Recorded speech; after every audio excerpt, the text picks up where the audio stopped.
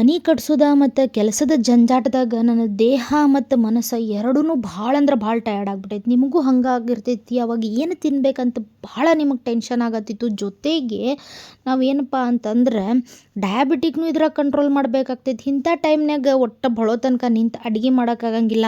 ಆದ್ರೆ ಭಾಳ ರುಚಿಯಾದಂಥದ್ದು ಏನ್ರಿ ತಿನ್ಬೇಕು ಅನ್ನಿಸ್ತೈತಿ ಮತ್ತು ದೇಹಕ್ಕೆ ಅದು ಶಕ್ತಿನೂ ಕೊಡ್ಬೇಕಂತಿರ್ತೈತಿ. ಇಂಥ ಟೈಮ್ನಾಗ ನೀವು ಏನು ಮಾಡ್ಕೋಬೇಕಂತ ಅನ್ಕೊಳಕತ್ತಿದ್ರಂದ್ರೆ ಇವತ್ತಿನ ಈ ವಿಡಿಯೋ ನಿಮಗೆ ಭಾಳ ಬೆನಿಫಿಷಿಯಲ್ ಇರ್ತೈತಿ. ಕಡಿ ತನಕ ನೋಡ್ರಿ. ಇದ್ರಾಗ ಭಾಳ ಅಂದ್ರೆ ಭಾಳ ಬೆನಿಫಿಟ್ ಇರುವಂಥ ಆರೋಗ್ಯಕರ ರೆಸಿಪಿ ಜೊತೆಗೆ ನಿಮ್ಮ ಶುಗರು ಒಟ್ಟು ಸ್ಪೈಕ್ ಆಗಂಗಿಲ್ಲ. ಹಂಗಂದ್ರೆ ನೋಡೋಣ ಬರ್ರಿ. ಅದಕ್ಕಿಂತ ಮುಂಚೆ ನಿಮ್ಮೆಲ್ಲರಿಗೂ ನನ್ನ ಚಾನಲ್ ಝೀರೋ ಆಯಿಲ್ ಕುಕ್ಕಿಂಗಿಗೆ ಸ್ವಾಗತ ರೀ. ನಾ ಇಲ್ಲಿ ಮಾಡೋ ಎಲ್ಲ ಅಡುಗೆನೂ ಟೇಸ್ಟ್ ಒಳಗೆ ಚೇಂಜ್ ಆಗ್ಲಾರ್ದ ಎಣ್ಣೆ ಇಲ್ದ ಮಾಡಿ ತೋರಿಸ್ತೂ. ಅದಕ್ಕೆ ನೀವು ಪಟ್ ಅಂತ ಸಬ್ಸ್ಕ್ರೈಬ್ ಮಾಡ್ಕೊರಿ. ಕಡಿ ತನಕ ವಿಡಿಯೋನ ನೋಡ್ರಿ. ಇಲ್ಲೇ ನಾ ಒಂದು ಸೋರೆಕಾಯಿ ತೊಗೊಂಡು ಅದನ್ನು ಚಂದಂಗೆ ಕಟ್ ಮಾಡ್ಕೊಂಡು ಬಿಟ್ಟೇನಿ ಮತ್ತು ಒಂದು ಪ್ಯಾನ್ ಇಟ್ಕೊಂಡೇನಿ. ಪ್ಯಾನ್ ಸ್ವಲ್ಪ ಬಿಸಿ ಆದಮೇಲೆ ನಾ ಏನು ಮಾಡತ್ತೇನೆ ಅಂದ್ರೆ ಕಟ್ ಮಾಡಿ ಇಟ್ಕೊಂಡಿರುವಂಥ ಸೋರೆಕಾಯಿ ಮತ್ತು ಉಳ್ಳಾಗಡ್ಡಿ, ಹಸಿಮೆಣಸಿನಕಾಯಿ ಜೊತೆಗೆ ಬೆಳ್ಳುಳ್ಳಿ ಇವ್ರನ್ನ ಎಲ್ಲತ್ರನ್ನೂ ಆ ಪ್ಯಾನ್ ಒಳಗೆ ಹಾಕ್ಕೊಂಡು ಒಂದು 2ರಿಂದ 3 ಚಮಚ ಅಷ್ಟು ನೀರು ಹಾಕ್ಕೊಂಡು ಅವ್ನು ಏನು ಮಾಡಕತ್ತೇನಪ್ಪ ಅಂತಂದ್ರೆ ಚಂದಂಗಿ ಬೇಯಿಸ್ಕೊಳತ್ತೇನಿ. ಸೋರೆಕಾಯಿ ಒಳಗೆ ನೀರಿನಂಶ ಜಾಸ್ತಿ ಇರ್ತೈತಿ. ಇದು ನಮ್ಮ ದೇಹಕ್ಕೆ ಭಾಳ ಇಂಪಾರ್ಟೆಂಟ್. ಯೂರಿನ್ ಇನ್ಫೆಕ್ಷನ್ ಆಗಿರ್ಬೋದು ಅಥವಾ ದೇಹ ಭಾಳ ಹೀಟ್ ಆಗೈತಿ ಅಂದಾಗ ಈ ಸೋರೆಕಾಯಿನ ತಿನ್ನೋದು ವಾಡಿಕೆ. ಅದ್ರ ಜೊತೆಗೆ ಸೋರೆಕಾಯಿ ಬಂದ್ಬಿಟ್ಟು ಡಯಾಬಿಟಿಕ್ ಪೀಪಲ್ಗೆ, ವೆಯ್ಟ್ ಲಾಸ್ ಮಾಡೋರಿಗೆ ಭಾಳ ಬೆನಿಫಿಟ್. ಯಾಕಂದರೆ ಇದ್ರೊಳಗಿರುವಂಥ ವಿಟಮಿನ್ ಕ್ವಾಂಟಿಟಿ ನಮ್ಮ ಬ್ಲಡ್ ಶುಗರ್ನ ಸ್ಪೈಕ್ ಆಗ್ಲಾರ್ದಂಗೆ ನೋಡ್ಕೋತಾವು. ಸೊ ಇದಕ್ಕೆ ನಾ ಸ್ವಲ್ಪ ಟೇಸ್ಟ್ ಎನ್ಹ್ಯಾನ್ಸ್ ಮಾಡೋಕ್ಕೆ ಆಪ್ಷನಲ್ ನಿಮಗೆ ಬೇಕಾದ್ರೆ ಹಾಕ್ಕೋಬೋದು. ಇಲ್ಲೇ ಸ್ವಲ್ಪ ಪುದೀನ ಕೊತ್ತಂಬರಿನ ಹಾಕ್ಕೊಂಡೇನಿ. ಇನ್ನು ಪ್ರೋಟೀನ್ಗಾಗಿ ನಾ ಇಲ್ಲೇನು ಮಾಡತ್ತೇನಪ್ಪ ಅಂತಂದ್ರೆ ಪುಟಾಣಿ ಅಥವಾ ಹುರ್ಗಡ್ಲೆ ಅಂತ ಏನು ಕರಿತೀವಲ್ಲ ಅದನ್ನು ಹಾಕತ್ತೇನೆ. ನೀವು ಬೇಕಾದ್ರೆ ಇದನ್ನು ಶೇಂಗಾಯಿಂದನೂ ಕೂಡ ರೀಪ್ಲೇಸ್ ಮಾಡ್ಕೋಬೋದು.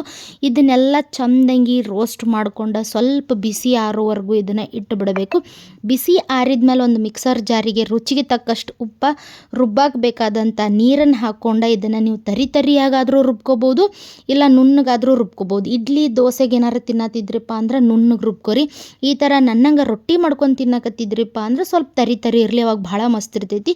ಸೊ ನಾ ಇಲ್ಲಿ ಏನು ಮಾಡೇನಂದ್ರೆ 2 ಕಪ್ ಅಷ್ಟು ಜೋಳದ ಹಿಟ್ಟು ತೊಗೊಂಡೇನಿ. ಅದಕ್ಕೆ 1/4 ಕಪ್ ಅಷ್ಟು ಗಜ್ರಿ, 1/4 ಕಪ್ ಅಷ್ಟು ಉಳ್ಳಾಗಡ್ಡಿ, ಸ್ವಲ್ಪ ಶುಂಠಿ ಬೆಳ್ಳುಳ್ಳಿ ಪೇಸ್ಟ್ ಇಲ್ಲೇ ಆ್ಯಡ್ ಮಾಡ್ಕೊಳತ್ತೀನಿ. ಭಾಳ ಸಿಂಪಲ್ ಇಡಾತೀನಿ ರೆಸಿಪಿ. ನೀವು ಬೇಕಾದ್ರೆ ಬೇರೆ ಬೇರೆ ವೆಜಿಟೇಬಲ್ಸ್ ಮತ್ತು ಇವಾಗ ಮಾರ್ಕೆಟ್ನಾಗ ಸಿಗುವಂಥ ವಟಾಣಿ ಆಗಿರ್ಬೋದು, ಇಲ್ಲ ಅವ್ರಿಕಾಳನ್ನ ಕೂಡ ನೀವು ಮಿಕ್ಸ್ ಮಾಡ್ಕೋಬೋದು. ಭಾಳ ಟೇಸ್ಟ್ ಆಗ್ತೈತಿ. ಬಟ್ ನಾ ಅಗದಿ ಸಿಂಪಲ್ ಮತ್ತು ಡಯಾಬಿಟಿಕ್ ಫ್ರೆಂಡ್ಲಿ, ಗ್ಲುಟೆನ್ ಫ್ರೀ ರೆಸಿಪಿನ ನಿಮಗಿಲ್ಲೇ ತೋರ್ಸಾಕತ್ತೇನಿ. ಸೊ ಇದಕ್ಕೆ ಸ್ವಲ್ಪ ಬಿಸಿನೀರನ್ನು ಆ್ಯಡ್ ಮಾಡ್ಕೊಂಡು ಚಂದಂಗೆ ಈ ಹಿಟ್ಟನ್ನು ಸಾಫ್ಟಾಗಿ ಕಲಿಸ್ಕೋಬೇಕು. ನಿಮಗೆ ತಟ್ಟಾಗಿ ಬರಬೇಕಾದ ಆ ರೇಂಜಿಗೆ ನೀವು ಕಲಿಸ್ಕೋಬೇಕಾಗ್ತೈತಿ. ಭಾಳ ಬಿಸಿ ಬಿಸಿ ನೀರನ್ನ ಇಲ್ಲಿ ಆ್ಯಡ್ ಮಾಡ್ಕೊಂಡೇನಿ. ಇದಕ್ಕೆ ನಾವು ಜಿಗುಟ್ ಹಾಕ್ಕೊಳ್ಳೋದು ಅಂತ ಕರಿತೀವಿ. ಯಾಕಂದ್ರೆ ಜೋಳದ ರೊಟ್ಟಿ ಸಾಫ್ಟಾಗಿ ಬರಲಿ, ನಡಬರ್ಕ ಹರಿಬಾರ್ದು ಅನ್ನೋ ಕಾರಣಕ್ಕೆ. ಆಮೇಲೆ ಇಲ್ಲಿ ತಣ್ಣೀರು ಹಾಕ್ಕೊಂಡು ಏನು ಮಾಡಕತ್ತೇನಪ್ಪ ಅಂತಂದ್ರೆ ಸಾವಕಾಶ ಅದನ್ನು ಕಲಿಸ್ಕೊಳಕತ್ತೇನಿ. ನಾ ಇಲ್ಲಿ ಯಾವುದೇ ರೀತಿಯಾದಂಥ ಒಂದು ಹನಿ ಎಣ್ಣೆನೂ ಯೂಸ್ ಮಾಡಿಲ್ಲ. ಹಿಟ್ಟು ಕಲಿಸ್ಬೇಕಾದ್ರೆ ಆಯ್ತು, ಮಾಡಬೇಕಾದ್ರೆ ಆಯ್ತು. ಯಾಕಪ್ಪ ಅಂದ್ರೆ ಏನಿಲ್ಲ ಅಂದರೂ 1 ಚಮಚ ಎಣ್ಣೆ ಒಳಗೆ 120ರಿಂದ 150 ಕ್ಯಾಲರಿ ಏನಾಗ್ತೈತಿ ನಿಮಗೆ ದೇಹಕ್ಕೆ ಸೇರ್ತೈತಿ. ಅದ್ರ ಬದಲಿ ನೀವು ಇನ್ನೂ ಒಂದು ರೊಟ್ಟಿ ಎಕ್ಸ್ಟ್ರಾ ಜಾಸ್ತಿ ತಿನ್ಬೋದು, ಇನ್ನೂ ಹೊಟ್ಟೆ ಚಂದಂಗೆ ತುಂಬತೈತಿ.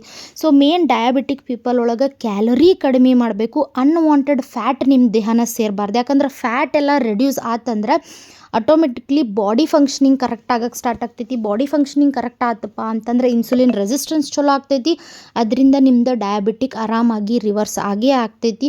ಸೊ ಈ ಲೈಫ್ ಸ್ಟೈಲ್ನ ನೀವು ಮೇಂಟೈನ್ ಮಾಡಬೇಕಾಗ್ತೈತಿ. ನಾ ಇದನ್ನು ಮೇಂಟೈನ್ ಮಾಡೋದ್ರಿಂದ ನನ್ನ ಡಯಾಬಿಟಿಕ್ ರಿವರ್ಸ್ ಆಗೋದ್ರ ಜೊತೆಗೆ ಕಂಟ್ರೋಲ್ ಒಳಗೂ ಐತಿ. ಇವಾಗ ಮೆಡಿಸಿನ್ ಬೇಕಾಗಿಲ್ಲ, ಏನೂ ಬೇಕಾಗಿಲ್ಲ, ಆರಾಮಾಗಿ ಹೆಲ್ದಿಯಾಗಿ ನಾನು ಲೈಫ್ ಲೀಡ್ ಮಾಡಕತ್ತೇನೆ.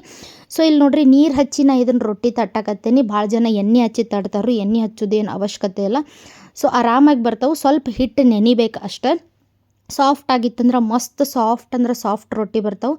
ನೋಡಿದ್ದೀನಿ, ಹಿಂಗೆ ತೆಗೆದ್ರೆ ಮುಗೀತು. ಮಸ್ತ್ ಹಿಂಗೆ ಬೇಯಿಸ್ಕೋಬೋದು 2 ಕಡೆ. ನೀವು ಈ ಪ್ಲಾಸ್ಟಿಕ್ ಪೇಪರ್ ಯೂಸ್ ಮಾಡೋಕ್ಕೆ ಇಂಟ್ರೆಸ್ಟ್ ಇಲ್ಲ ನಿಮಗೆ ಅಂತಂದ್ರೆ ಒಬ್ವಿಯಸ್ಲಿ ನೀವು ಬಾಳೆ ಎಲೆ ಒಳಗೂ ಮಾಡ್ಕೋಬೋದು. ಅದು ಭಾಳ ಬೆಸ್ಟ್. ಬಟ್ ನಂಗೆ ಬಾಳೆ ಎಲೆ ಸಿಗಲಿಲ್ಲ, ಹೀಗಾಗಿ ಅರ್ಜೆಂಟ್ ಒಳಗೆ ನಾ ಇದನ್ನು ಯೂಸ್ ಮಾಡ್ಕೊಂಡು ಇಲ್ಲೇ ಹಿಂಗೆ ತಟ್ಟಾಕತ್ತೇನೆ. ಇದು ಸೋರೆಕಾಯಿ, ಇದನ್ನು ಕಾಂಬಿನೇಷನ್ ಅಂತೂ A1 ದೋಸೆ, ಇಡ್ಲಿ, ರೊಟ್ಟಿ, ರಾಗಿ ರೊಟ್ಟಿ ಅಥವಾ ರಾಗಿ ಮುದ್ದೆ ಜೊತೆ ಅಂತೂ ಗ್ರೇಟ್ ಕಾಂಬಿನೇಷನ್ನ ತಿಂದಾಗಂತೂ ಅರ್ಥ ಆಯಿತು, ಯಪ್ಪ ದೇಹಕ್ಕೆ ಬೇಕಾಗಿರೋದು ಫ್ಯಾನ್ಸಿ ಫುಡ್ಡಲ್ಲ, ಶಕ್ತಿ ನೀಡುವಂಥ ಒಂದು ಫುಡ್ ಅಂತ. ನಿಮಗೂ ಹಿಂಗೆ ಆಗಾಕತ್ತಿತ್ತಂದ್ರೆ ಪಟ ಈ ಅಡುಗೆ ಮಾಡ್ಕೊರಿ, ಒಟ್ಟು ಟೆನ್ಷನ್ ತೊಗೋಬೇಡ್ರಿ.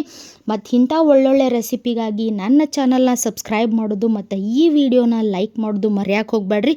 ಮತ್ತು ನಿಮ್ಮ ಅನುಭವಗಳನ್ನು ಕೂಡ ನನ್ನ ಜೊತೆ ಹಂಚ್ಕೋರಿ. ನಿಮ್ಮ ಡಯಾಬಿಟಿಕ್ ಜರ್ನಿ ಹೆಂಗೈತಿ, ಸೊ ನೀವೇನೇನು ಮಾಡ್ತೀರಿ, ಹೆಂಗೆ ಕಂಟ್ರೋಲ್ ಮಾಡೋಕ್ಕೆ ಟ್ರೈ ಮಾಡ್ತೀರಿ, ಎಷ್ಟು ಎಕ್ಸಸೈಸ್ ಮಾಡ್ತೀರಿ, ಏನು ನಿಮ್ಮ ಲೈಫ್ ಸ್ಟೈಲ್ ಐತಿ ಅನ್ನೋದನ್ನು ನನಗೂ ಶೇರ್ ಮಾಡಿರಿ. ಸೊ ದಟ್ ಇಬ್ಬರು ಡಿಸ್ಕಸ್ ಮಾಡೋದ್ರಿಂದ ನಂದೇನಾದರೂ ಫಾಲ್ಟ್ ಇದ್ರೆ ನೀವು ಕರೆಕ್ಟ್ ಮಾಡಿರಿ, ನಿಮ್ದೇನಾರ ಇದ್ರೆ ನಾ ಕರೆಕ್ಟ್ ಮಾಡ್ತೇನೆ. ಸೊ ನಾಳೆ ಹಿಂಗೆ ಮತ್ತೊಂದು ಹೊಸ ರೆಸಿಪಿಯೊಂದಿಗೆ ನಾನು ನಿಮ್ಮನ್ನು ಮೀಟ್ ಆಗ್ತೇನೆ. ಅಲ್ಲಿವರೆಗೂ take care, love you all, bye.